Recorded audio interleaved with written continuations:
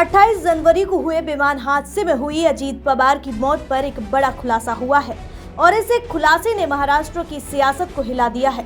क्या वाकई अजीत पवार की मौत एक सामान्य घटना नहीं बल्कि साजिशन हत्या थी? इसको लेकर अब एक नई बहस छिड़ी हुई है। हादसे में जो बातें सामने आई वो चौंका देने वाली हैं। आखिर कैसे हुआ ये खुलासा और किसने रची थी हत्या की साजिश? महाराष्ट्र की राजनीति में इस समय एक बड़ा विवाद खड़ा हो गया है। एनसीपी नेता रोहित पवार के एक बयान ने सबको चौंका दिया है। उन्होंने कुछ संदिग्ध काले जादू और तांत्रिक अनुष्ठानों की जांच की मांग की है। वहीं अमोल मितकारी के सवालों ने इस मामले को और भी ज्यादा रहस्यमय बना दिया है। हालांकि अजीत पवार को लेकर फैल रही कई बातें अभी तक पूरी तरह से उनकी पुष्टि नहीं हुई है। दरअसल रोहित पवार की बड़ी खुलासे ने अजीत पवार की मौत को लेकर नई बहस छेड़ दी है। काले जादू, संदिग्ध अनुष्ठानों और विमान हादसे के बीच कनेक्शन की जांच की मांग ने महाराष्ट्र की राजनीति में भूचाल ला दिया है। अमोल मितकारी के सवालों और अशोक खरात विवाद ने इस मामले को और भी रहस्यमय बना दिया है।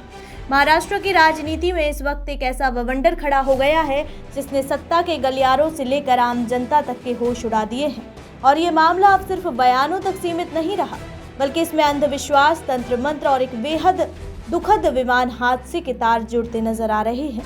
भतीजे रोहित पवार ने शुक्रवार को एक ऐसी मांग कर दी है जिसने पूर्व मुख्यमंत्री स्वर्गीय अजीत पवार के करीबियों और विरोधियों दोनों को सन्न कर दिया है।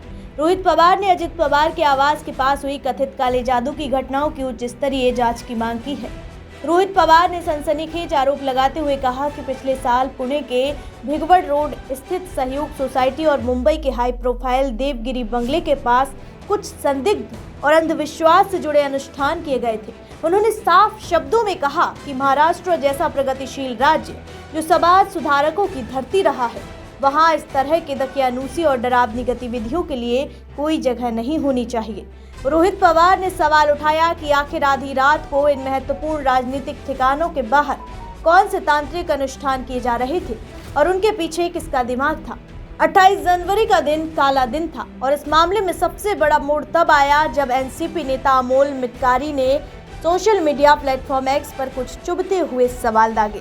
मितकारी ने सीधे तौर पर 28 जनवरी को हुए इस भयावह विमान हादसे का जिक्र किया जिसमें अजीत पवार समेत 5 लोगों की जान चली गई थी। उन्होंने पूछा कि जब 27 जनवरी तक पुणे जाने का कार्यक्रम सड़क मार्ग से तय था तो अचानक किसके कहने पर 28 तारीख को विमान यात्रा का प्लान बनाया गया?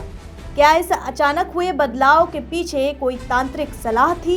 मितकारी का दावा है कि ये तमाम अनुष्ठान नासिक के विवादित ज्योतिषी अशोक खरात और उसके शिवलिका आश्रम से जुड़े हुए हो सकते हैं। रेपिस्ट फर्जी बाबा और सत्ता का कनेक्शन अशोक खरात जैसे कैप्टन के नाम से भी जाना जाता था। फिलहाल एक महिला के साथ लंबे समय तक दुष्कर्म करने के आरोप में वो पुलिस की गिरफ्त में है। उसे 24 मार्च तक पुलिस हिरासत में भेजा गया है। मितकारी और रोहित पवार का शक है कि इस ढोगी बाबा के राजनीतिक संबंध बहुत गहरे थे और उसी के कहने पर सत्ता के केंद्रों के आसपास तंत्र मंत्र का जाल बुना गया था। रोहित पवार ने मांग की है कि जांच एजेंसियां कड़ी दर कड़ी जोड़कर ये पता लगाएं कि क्या अजीत पवार की सुरक्षा और उनके फैसलों के साथ कोई खिलवाड़ किया जा रहा था। फिलहाल इस रिपोर्ट में इतना ही। इस खबर से जुड़े तमाम अपडेट आप तक पहुंचाते रहेंगे। देखते रहिए वीके न्यूज़। वीके न्यूज़, राष्ट्र के नाम।